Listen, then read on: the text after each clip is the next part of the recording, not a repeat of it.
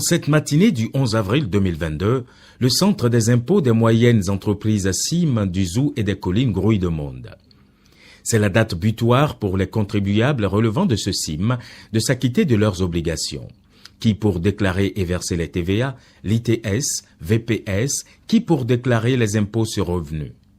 Il faut attendre des heures pour accomplir ces obligations. Cap sur le CIM Ouémé et Plateau situé à Porto Novo. La situation est identique. Pire ici, il faut aussi faire avec la coupure du courant électrique survenue ce jour-là au grand désarroi des contribuables. Depuis que j'ai commencé par payer les impôts ici, je vais dire depuis 2020, chaque fois, ça ne marche pas. Souvent, c'est la coupure, souvent, et c'est pas informatisé, c'est manuel. Donc, les caissiers aussi peinent souvent à nous délivrer les quittances. Tu peux passer toute ta journée ici et des fois même sans avoir gain de cause. Tu peux être là déjà à 8 heures et même à midi, tu n'es pas encore servi. Ça fait qu'il y a des répercussions aussi sur nous, il y a d'autres activités à faire aussi ailleurs et on ne peut pas rattraper cela. Face à ces plaintes légitimes, il fallait corriger ce qui est perçu comme une injustice par les contribuables relevant des CIM autres que ceux de l'Atlantique et du littoral, du Borgou et de la Liborie qui expérimentent cette réforme depuis 2018. Ainsi, la Direction générale des impôts DGI, conformément à son leitmotiv qui est de simplifier et de faciliter les procédures à tous les contribuables, a décidé de généraliser les téléprocédures fiscales à toutes les moyennes entreprises qui n'étaient pas impactées par le e-service. Pour sécuriser les recettes aujourd'hui et pour faciliter la vie aux usagers, les bonnes pratiques exigent que nous puissions leur permettre de le faire assez facilement. De sorte que les tracasseries qu'on connaissait par le passé où le contribuable arrive et pour payer les impôts, il est obligé de faire la queue, de rester toute la journée dans les services à perdre le temps. Il était nécessaire de mettre fin à cela. Nous avons commencé par les grandes entreprises. Ça s'est passé assez facilement parce que celles-là étaient vraiment déjà habituées depuis 2018 à télédéclarer et à télépayer. Les moyennes entreprises du littoral de l'Atlantique également y ont adhéré assez facilement et la grosse différence, c'est les moyennes entreprises de Porto Novo et environ, de Lokossa, de Boïcon, dans la région, dans toutes les régions des départements du Zou et des collines, et enfin les moyennes entreprises des départements de l'Atakura et de la Donga. Donc toutes ces zones-là n'étaient pas couvertes par le système de télédéclaration et de télépaiement. C'est dans cet ordre d'idées que la plateforme e-service de la DGI a été améliorée au fin d'étendre progressivement les téléprocédures à toutes les autres catégories de contribuables. En ce qui concerne les moyennes entreprises, le processus d'inscription sur cette plateforme commence par le retrait d'un numéro e-service auprès des centres des impôts dont elle relève. L'administration fiscale a voulu, à travers ce nouveau système, cette nouvelle plateforme, rendre totalement les contribuables autonomes dans leur relation avec les tiers, dans la gestion même du système au sein de l'entreprise.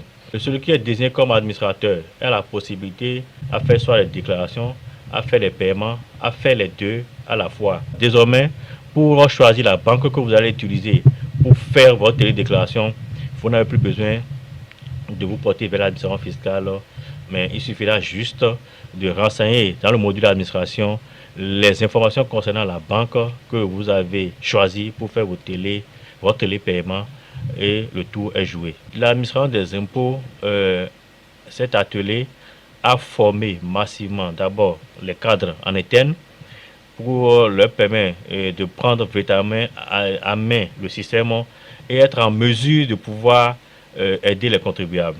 Et donc, cette phase terminée, nous avons formé aussi les contribuables afin de leur permettre de maîtriser la nouvelle plateforme. Mais on ne s'est pas arrêté à ça. Et au niveau de chaque service, les inspecteurs gestionnaires se sont rendus disponibles pour aider les contribuables à la prise en main de la nouvelle application. On a formé ceux qu'on appelle les super utilisateurs. C'est-à-dire nous avons des contribuables et des collaborateurs qu'on est allé former à Cotonou. Ceux-là, ils maîtrisent bien l'outil Excel. Parce que CJB, il faut maîtriser l'outil Excel pour pouvoir faire les installations. Alors, dès que ceux-ci ont été formés, ils sont revenus, ils ont formé les autres collaborateurs. Après cette formation, ils ont formé maintenant les contribuables. Donc, il y a eu tout un processus. Nous sommes le 11 juillet 2022. Pas de présence physique de contribuables au niveau des guichets, couloirs et halls des cimes de l'Ouémé et du Plateau, du Zou et des Collines, qui enregistraient une forte affluence pour les déclarations et paiements d'impôts. Depuis juin 2022, ces cimes, à l'instar de ceux du Mono et du Koufo, de la Takora et de la Donga, sont entrés dans la dynamique des télédéclarations et télépaiements des impôts et taxes au grand plaisir des contribuables.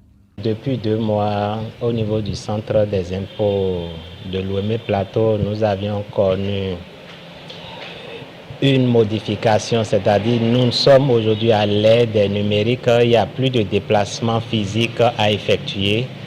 Donc cela a entraîné réellement au niveau de nous en tant qu'utilisateurs un soulagement. Dès que à la caisse, tout cela est aujourd'hui conjugué au passé.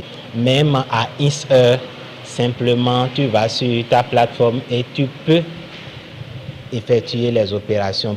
Donc tout cela, c'est des avantages considérables aujourd'hui. C'est un grand soulagement pour nous qui sommes à la fois contribuables et clients de la Direction générale des impôts, parce que ça nous aide en temps et ça nous aide beaucoup à améliorer tout ce qui concerne les activités liées aux obligations déclaratives et de paiement vis-à-vis du fisc de nos clients. Nous devons féliciter quand même l'administration fiscale pour cette réforme de dématérialisation des déclarations et des paiements, parce que c'est une bonne réforme. Ça nous a aidé pendant les 2 mois par rapport, depuis que moi j'ai commencé, je me retrouve très bien dans la réforme parce que ça m'aide en temps. Non seulement en temps, ça m'aide à ne plus me déplacer vers les impôts pour dire aujourd'hui c'est le 10 à 17h30 qui vont fermer, je ne veux pas. Ça m'aide beaucoup. Les responsables ont vu juste s'ils ont pu initier cette réforme-là. Parce que ça met en sécurité le contribuable, ça met en sécurité également les finances publiques. Parce que avant, quand on finit de préparer la déclaration, il faut passer d'abord à la banque. Vous irez faire le retrait. D'abord, vous allez là-bas, c'est pour faire la queue. Vous prenez l'argent et vous vous dirigez maintenant vers le service des impôts. Arrivé là-bas, vous allez déposer les sous et en suivant un rang, bien entendu. Et c'est quand votre tour arrive qu'on va vous prendre les sous et on vous délivre la quittance. Aujourd'hui, cette réforme-là, ça réduit le temps.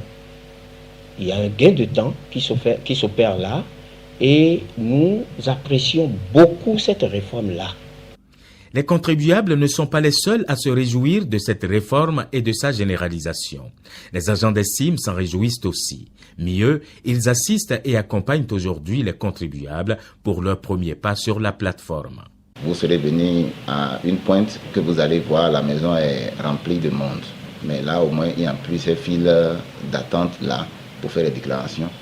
Chaque contribuable aujourd'hui, depuis son lieu de travail, peut souscrire à travers les profils qu'on leur a donnés, leurs déclarations, et nous également, on peut les consulter de nos bureaux.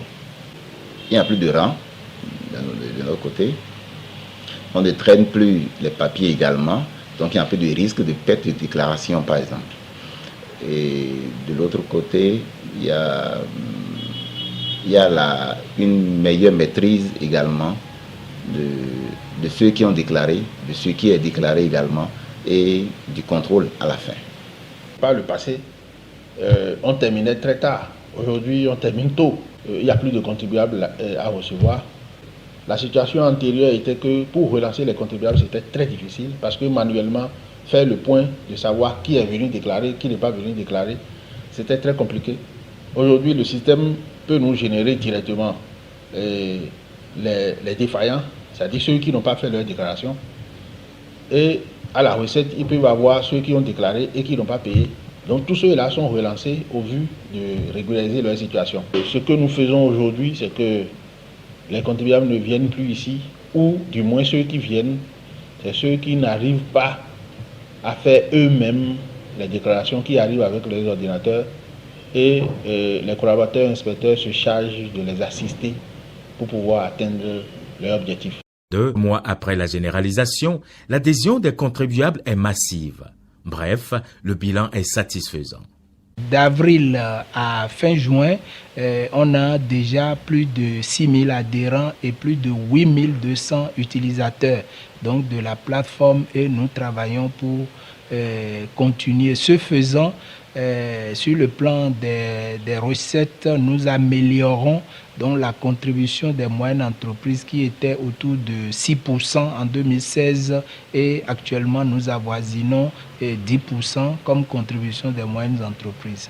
Je voudrais donc profiter pour remercier tous nos partenaires dans cette importante réforme, à savoir les banques qui nous accompagnent, la Direction générale du Trésor et de la comptabilité publique, qui fait en sorte que le rapprochement bancaire, le rapprochement entre les recettes de la DGI et la comptabilité publique est devenu une réalité, et tout ceci se fait aujourd'hui de plus en plus sans intervention humaine, ce qui garantit une certaine efficacité dans nos travaux. La Direction générale des impôts ne pense pas s'arrêter en si bon chemin. Prochaine étape, l'extension des téléprocédures aux micro et petites entreprises en 2023. Je voudrais inviter les autres qui traînent encore à adhérer à la nouvelle plateforme, parce que 2023, nous allons mettre le cap sur les petites entreprises, commencer par payer également les impôts fonciers par téléphone portable, et donc c'est un mouvement irréversible qui va atteindre toute la population. Ainsi, tout est dit.